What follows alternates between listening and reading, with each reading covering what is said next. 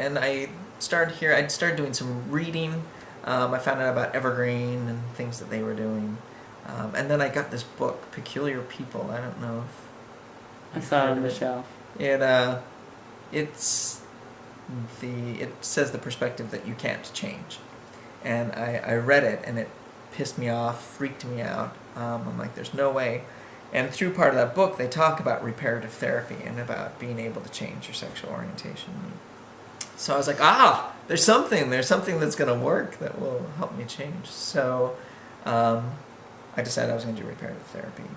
But in order to do that, you had to go through LDS Social Services, and you needed a referral from your bishop. My home bishop at the time was my father. So I was like, let's kill two birds with one stone. Oh my God. I made an appointment with the bishop, my father, and yeah, I came in, and he was very kind, and he said, "What's this about?" And I said, "I'm suffering from same-sex attraction," and he said, I thought that's probably what this was about. So, okay, and then my father kind of shocked me. He said, if you want a boyfriend, if you want a relationship, your mother and I will support you. We love you, and your happiness is important to us. And I freaked out. I'm like, no, what are you talking about? I don't want to have a boyfriend. I don't want to be gay. I want to be straight. This is wrong. This is sinning. So all I want is money and a referral to do reparative therapy. All I need is your signature and cash. Exactly. So he gave me that, and I got a referral, and I started reparative therapy at the counseling center at BYU. And what exactly did that entail?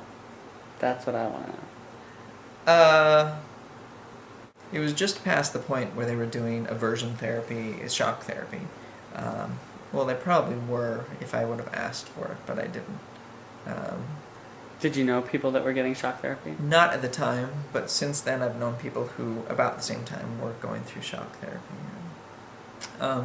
But instead they would have other means of aversion therapy. Not rubber band on your wrist. Oh, the tack in the thumb. Tack in the pocket. Yeah, when you have an inappropriate thought. Just horrifies me. Cause yourself pain. Which it's just so, reinforces. It's so like ancient Catholic monk kind of thing to do, like with the whip and the corporal punishment. I would have loved that. If they would have given me that, I would have, yes. Bloodied yourself every day. Completely. No question. If that would have changed me, if that would have humbled me and beaten the evil out of me, I would have done it in a heartbeat. Yeah. So, did you do all that? I did all that. I was in groups. I did some Evergreen. I did Evergreen basketball. What do you think of them? Evergreen was pretty awful. Don't recommend it? I would not recommend it. For me, as a young, early 20s guy, it was mostly old, bearish men who seemed to, in a way, be getting their jollies off of hugging and being close to these young guys. It was really creepy to me. As it should be. I mean, well, I think the whole premise of Evergreen, the whole premise of reparative therapy is the idea that a very core piece of me is wrong, is evil, and has to be changed and has to be altered. And there's absolutely no way to find peace. There's no way to love yourself or move on if you've got that core belief, that idea that there's this huge piece of me that I'm trying to get rid of, that I'm trying to rip out. And every time it rears its head, I'm going to beat it down.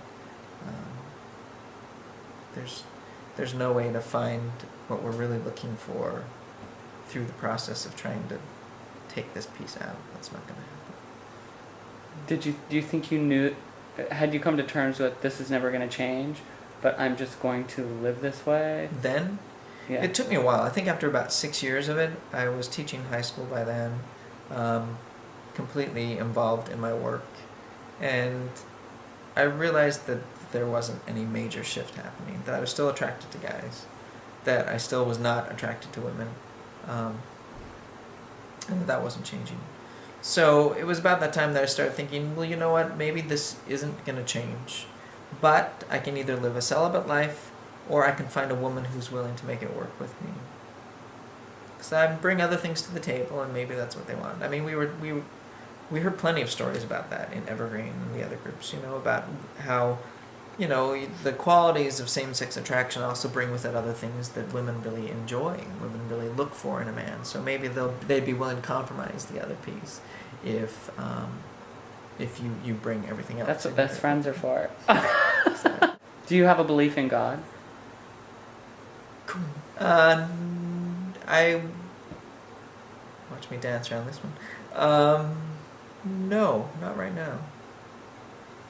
I figure that I'm more of an agnostic than anything else at the moment. I don't spend a lot of time thinking about God. The God that I thought about, the God that I believed in, didn't like me. Thought that I was wrong and evil, and wanted me to change something very inherently who I am, something that brings me joy and something that brings me peace. And I had to let that go. Was that a leap of faith, in a way? Totally. One of the most spiritual moments of my life, spiritual, whatever that means, was when I chose to leave the church. It was when I decided to say, I don't know what's beyond this point, but I know that whatever's been up to this point hasn't worked. This has not brought me peace. It hasn't brought me joy. If anything, it's brought me closer to death. It's brought me closer to darkness. It's brought me closer to icky, evil feelings. And I need to let go of that, and I need to see what's on the other side. Was it a specific moment? Exactly. Like, what happened? How did you come into that moment?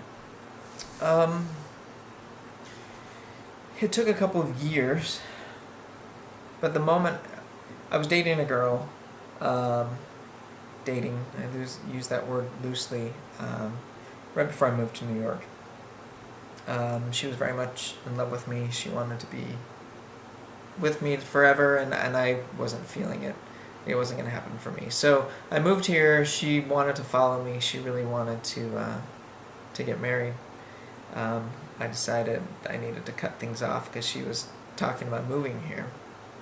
And so I emailed her. I let her know I was gay and that it wasn't going to work for us. She called. We talked for a bit the next day. She was sobbing. I was sobbing. It was pretty awful. And then a few days later, she was hospitalized, having had a psychotic break, a real breakdown,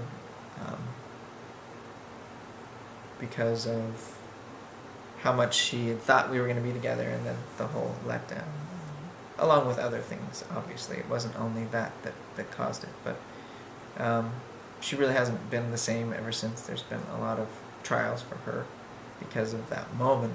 And right after that happened, and as I learned what the fallout was, I started thinking, this isn't right. I'm hurting other people. There is no way to make this work. So I got, right after that, I became more out at church. It was much more that I'm gay. That's who I am. But I'm not going to act on it. I'm going to be celibate. I didn't try and date girls.